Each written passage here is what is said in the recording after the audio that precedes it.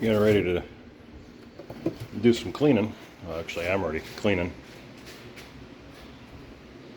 I use laundry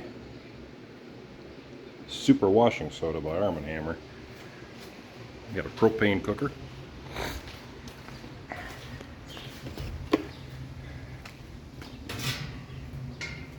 Make sure you do this in a well ventilated area because the can's galvanized steel and it's not good to breathe that garbage in.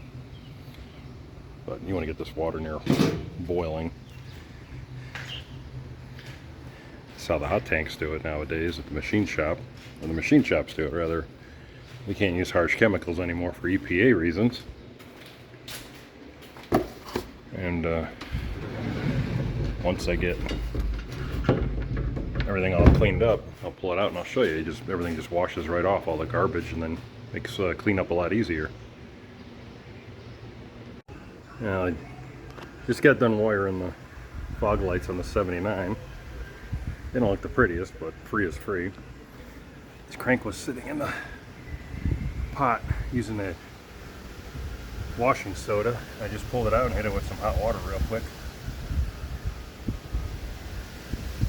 Not too shabby. I'm gonna flip her over and keep her going.